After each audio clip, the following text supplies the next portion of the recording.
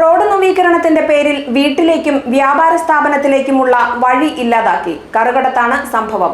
2 വർഷമായി കടുത്ത ദുരിതമാണ് 2 വീട്ടുകാർ അനുഭവിക്കുന്നത്. അധികാരികളെ സമീപിച്ചെങ്കിലും ആരും ഇടപെടുന്നില്ലെന്നാണ് വീട്ടുകാരുടെ പരാതി.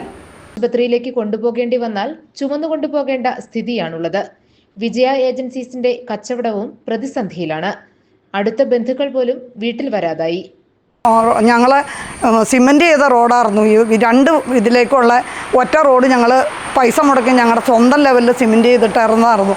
ഇപ്പം ഞങ്ങൾക്ക് ഞങ്ങളുടെ വീട്ടിലേക്ക് ഇറങ്ങാനോ ഒരു രോഗിനെ ഒന്ന് കൊണ്ടുപോകണമെങ്കിൽ ഞങ്ങൾക്ക് കസേരയിൽ വെച്ച് ഇരുത്തി വേണം റോട്ടിലേക്ക് ഇറക്കാൻ വേണ്ടിയിട്ട്. അതുപോലെ തന്നെ ഈ റോട്ടിലെ വെള്ളം മുഴുവൻ ഒരു ശകലം പോലും കാനയിൽ പോണില്ല. മുഴുവനും വെള്ളവും നമ്മുടെ പറമ്പിലേക്ക് തന്നെയാണ് വീണത്. ഈ മതിലിടിഞ്ഞ് വീണ് ഞങ്ങളുടെ വീടിന് തന്നെ ഭീഷണിയാവുമെന്ന് ഞങ്ങൾക്ക് പേടിയുണ്ട്. 2 വർഷമായി 2 വീട്ടുകാരും ദുരിതമനുഭവിക്കുകയാണ്. ജനപ്രതിനിധികളെയും ഉദ്യോഗസ്ഥരെയും ഇക്കാര്യം ധരിപ്പിച്ചെങ്കിലും ആരും ഇടപെടാൻ തയ്യാറായില്ല.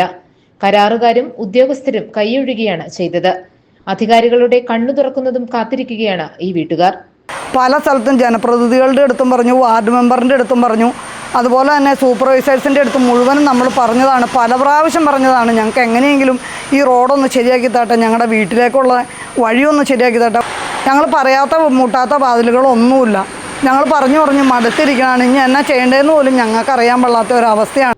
GTV news, Kothamangalam.